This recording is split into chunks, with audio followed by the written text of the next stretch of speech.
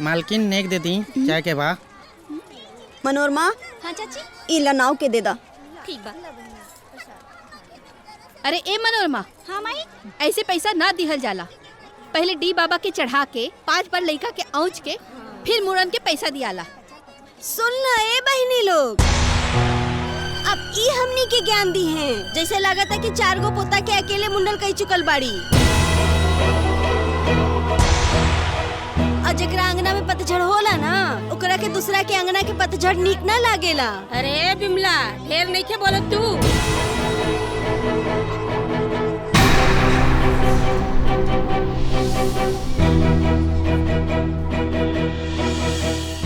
ए माई, काहे खातिर जिद क के बैठल बड़ू?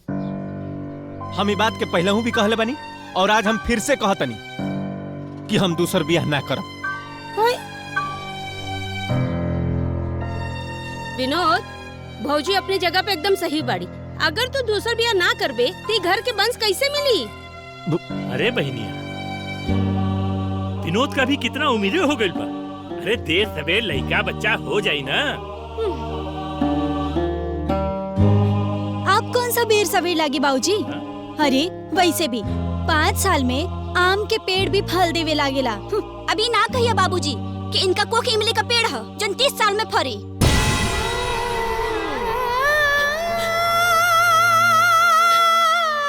ए, एगो बात कान खोल के सुन ले जा। केहू के जिद और केहू के हट में ना हम दूसर बियाह ना करब। और हाँ, जब हम इनके साथ खुश बनी तो का दिक्कत बा? बकिर हम खुश नहीं थे। हमने खुशी की कहा हमरो कुछ अरमान बा कि हमर पोता हमरे गोद में खेले, ओके काजर लगाई, ओके करधनी पहनाई, ओकर मुड़न कराई, डी बाबा की कड़ाई चढ़ाई। और ये सब तब पे पूरा होगी जब ते दूसर बियाह करे खातिर तैयार होबे।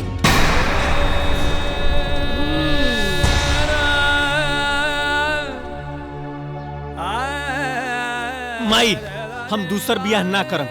ये हमारा आखिरी और ये अंतिम फैसला हवे। ते हु हमारा आखिरी फैसला सुन ले।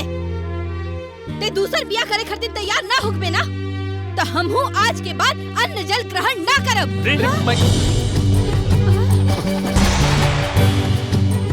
ए बहन, तनी तो ही समझाओ ना। ना, हमो भौजी के फैसला के संगे है। भौजी उपास का अकेले रही, हमो रहब। हाँ, हम और मनोरमा भी माई के साथ बनी जा। हमनियों के खाना पीना ना खाई जा। हाँ हाँ।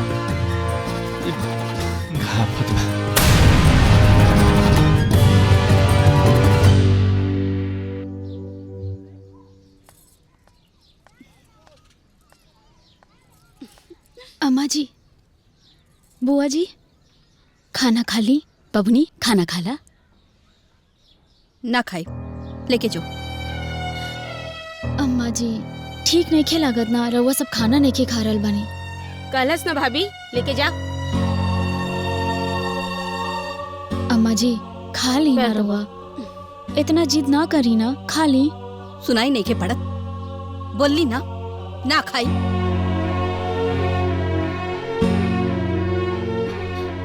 बुआ जी, रवा तो बड़ एक बार भौजी कहलस तो लेके जा, तो लेके जा।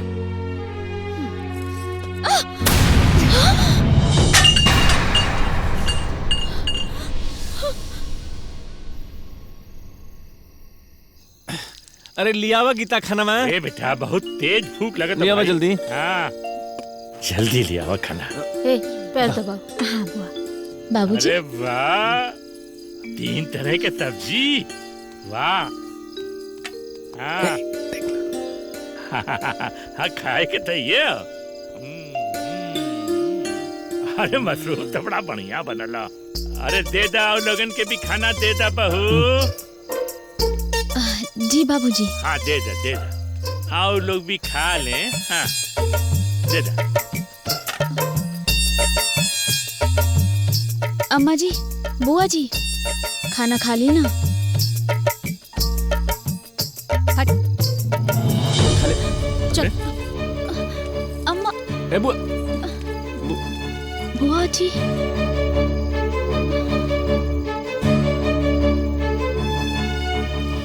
देखी ना जी, कुल चारों लोग सुबह से कुछ नहीं खी खाइले। ए बहू का बोले ऐसे काम न चली। देखा का हो ना, ई लोगन के पसंद का खाना कल बनावा दोपहर में, ठीक है? जब ये लोग अपने पसंद का खाना देखियन ना, लाह टपके लगी अनशन अपने आपे खत्म हो जाए। बाबूजी सही कहत रहा, तू ये कर ले। चला खा लो। ए बहू तू भी खा ला, जा तू भी खा ला।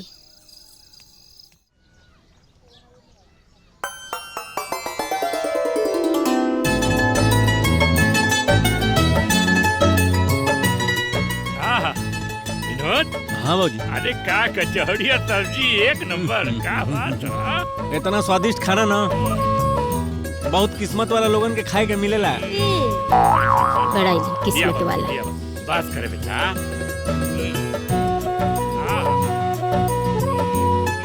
बाबूजी जलेबियों खाई ना, जिलेबी एकदम शुद्ध घी के बनल। हाँ बड़ा खुशबू आवत हो।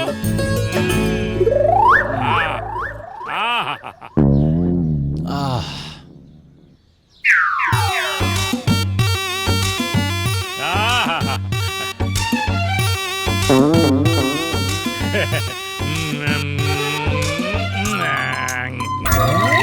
जेके खाए के नहीं मिला था ना, कल्ला टपका तो जलेबी बनेले बड़ू बहू। बहू और कुछ बनेले हो? खीर लिया हुआ, खीर। खीर। ए छुटकी, कहीं हमने के गलत डिसीजन तो ना ले लेनी जा। अरे तो अभी बहने के खाना, हाँ रात में पता ना का पकवान बनी और ये लोग खाई और हमने के लल जाए। हाँ दीदी।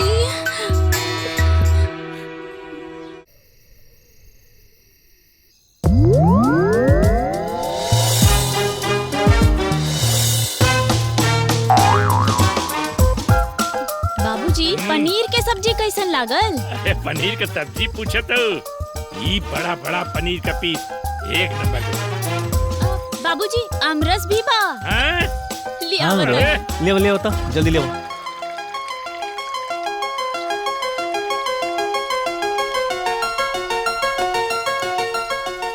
दीदी पनीर के सब्जियों बनल बा। कितना ठंडा हो। आम के रसवा बा।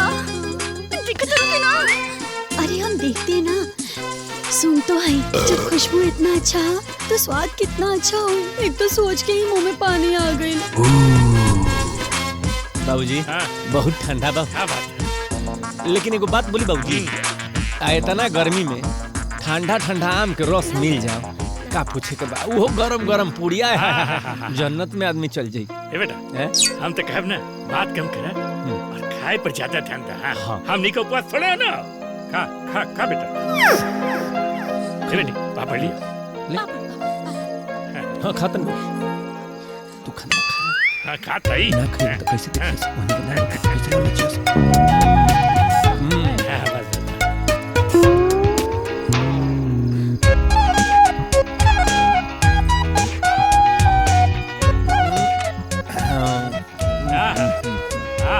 चावल दी बाबूजी। चावल बाद में पुड़िया खा ली। हाँ। रख अरे तो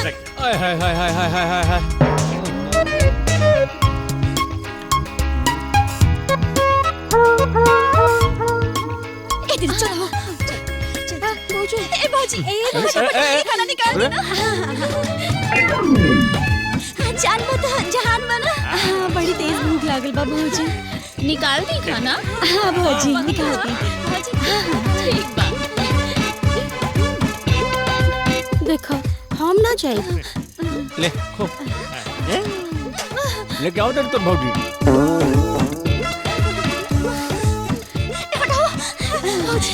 आराम से। Thank you. पनीर की सब्जी भौजी एकदम मस्त बनल बा। Thank you. हो बाबूजी क्योंकि और चाहिए तो ले ले आके। एक और खाली लावन ना भाभी थाली ना खाली पूड़ी देता। कितना बढ़िया बनल बना, एक नंबर। भर पेट खा ले।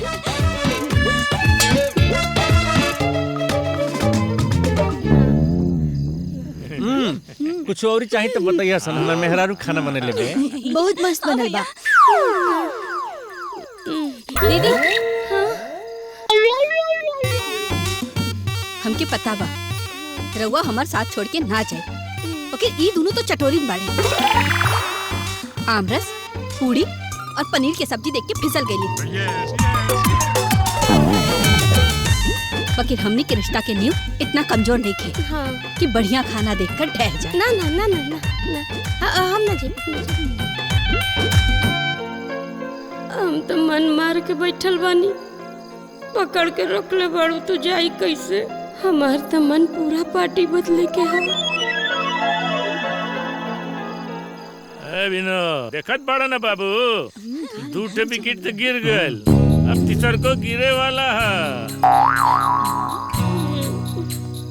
फिर देखत कि कप्तान साहब कब ले अकेले पारी समझेगा।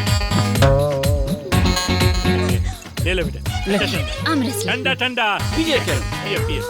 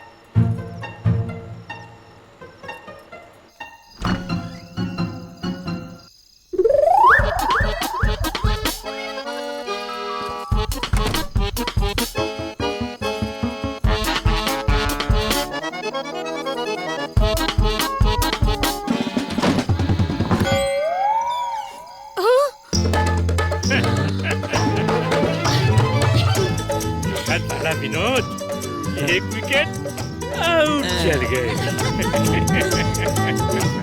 दीदी रउआ से हमरा ई उम्मीद ना रहे। भौजी